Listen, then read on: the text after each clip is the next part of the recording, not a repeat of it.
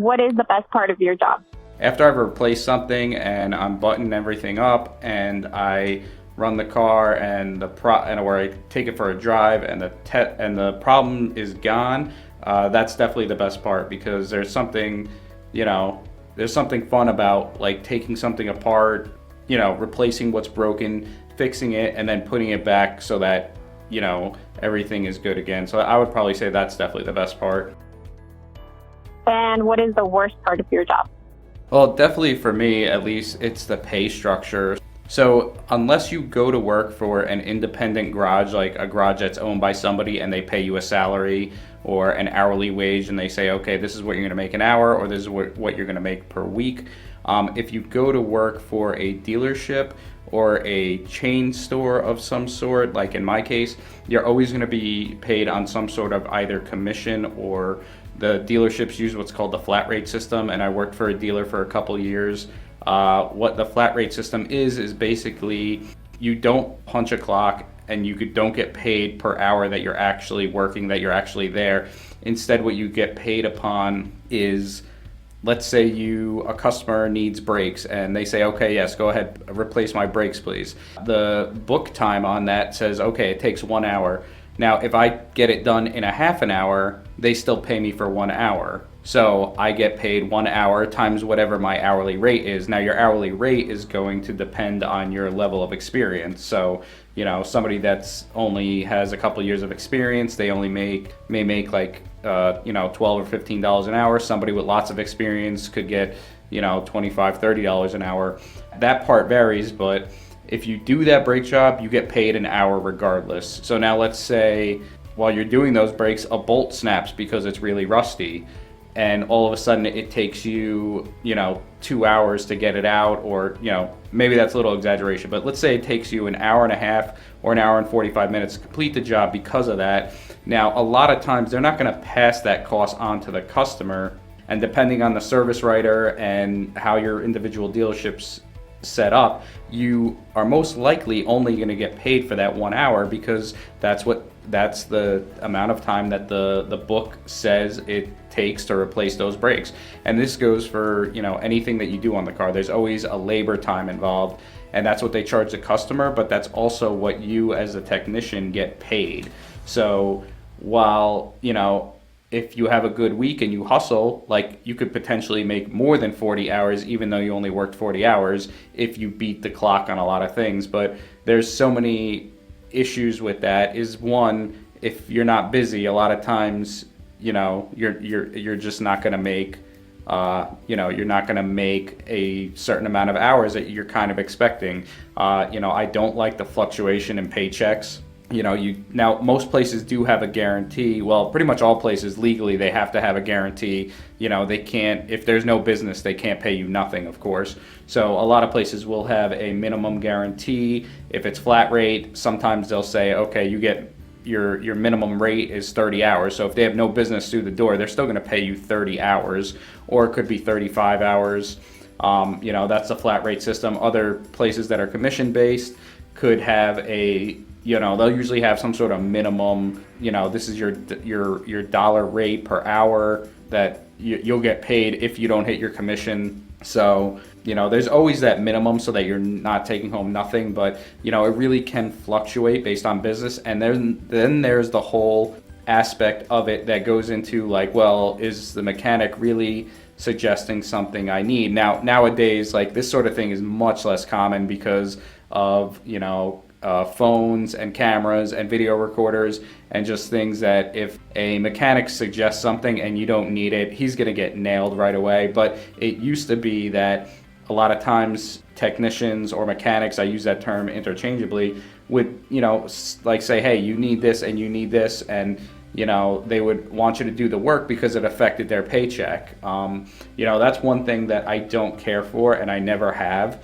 Again, the fluctuation in your paychecks is a little bit rough, and then being able to do a budget regarding that. And if I was to give someone a piece of advice that still wanted to pursue the career and go and become flat rate or commission based, is to always do your bills and things like that based on your minimum or just a little bit over what your minimum is. And then, you know, if you have a good week, great, like put it in the bank or buy yourself something nice or something like that. That's just something that I personally have not cared for. And I would definitely say that's the worst part about the job. And again, if you go into an independent shop, you typically won't have this, and they'll say, okay, based on your experience, we're going to pay you $800 a week or $1,000 a week or whatever it is. But again, with that is usually one, you know, you could be working on like so many different makes and models if you don't specialize in one. And then the other thing is too, is if the garage owner ever decides to go out of business or sell the business, you could potentially be out of a job, but you know, normally at least I'll give you a heads up, and you most likely will be able to find work other places anyway, because that's one of the good things about this job is that I've never had a problem finding work. It's only been a matter of me looking for job postings. It seems fairly simple to find work, so that's a plus. And then I just wanted to make one more note regarding the flat rate system. You know, like I said before, you do still get an hourly rate, and that rate is determined on how much experience you have. So if you're more experienced, if you're a better technician, you're going to get paid more per hour. But again, because everybody's not fighting, but everybody's looking to make hours each week because you want to, you know, do more hours than your minimum payment. Or you want to do more than 40 hours because you know you can if you hustle. What happens a lot of times is sometimes guys start fighting over work, and you know it can just be it can get on your nerves after a while when you know guys start to squabble about, oh, you know, he got the easy job that you know, because there's certain jobs that they pay you a lot in hours, but you know that they're fairly simple and can be done in like half the time very easily. So a lot of times those are, you know, easy jobs. They pay 3 hours, but you know you can get them done in an hour and a half. You know, so and a lot of times guys will start to, you know, argue over he's getting the easy cake jobs that pay so many hours, and I'm over here, you know, doing all the hard jobs that, you know, they either take longer than the book time or you can just barely make the book time. You know, you can never make more than the book time because they're hard jobs. So that's another kind of side effect of the whole flat rate or commission based thing, is a lot of times you get guys that argue with each other. So there's that aspect too. So is there any skill or ability that people should have if they wanted a job like yours? I mean, I would say kind of the desire, I guess, to tinker with stuff and, you know, figure out how things work. And, you know, a lot of the guys that I know and I work with, we all have this thing, like we like to take stuff apart and figure out what's going on inside of it. I would say also, you know, being organized, because so many times, you know, you might be working on one car over here, another car over here. It's important to have your tools organized because you know, if you're being paid, you know, a certain amount of time on a job, you need to get it done in a timely manner. And then, you know, it's hard to do that when you're constantly looking for your tools. So I would say organization's a good one for sure. What are the biggest things that you learned once you started working, or what did they not teach you in school?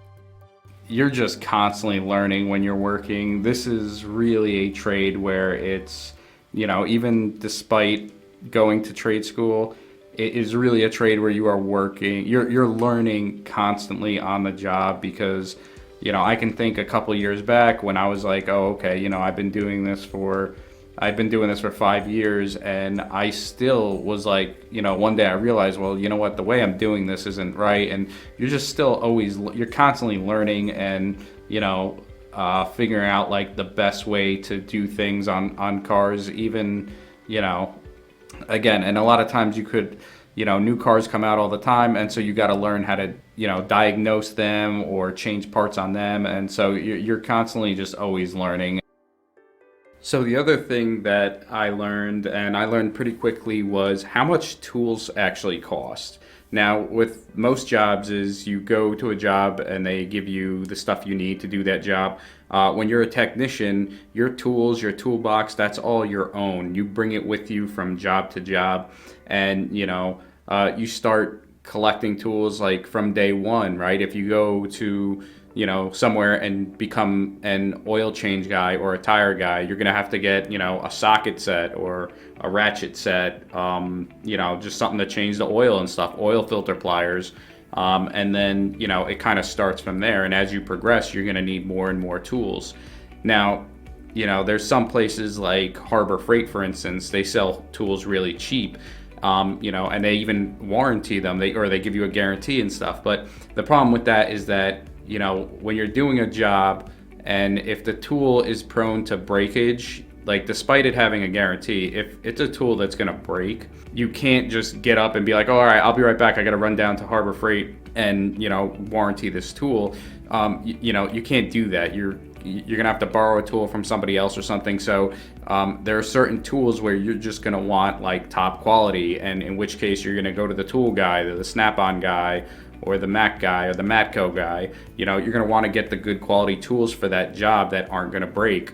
So, over time, spending that money on these tools can really start to add up. It's not uncommon to spend, at least a couple grand a year on your tools, and, buying new tools that you need, new tools come out, and it can get kind of expensive. And in fact, some people are always a little bit surprised about that. They're like, oh, you have to buy your own tools?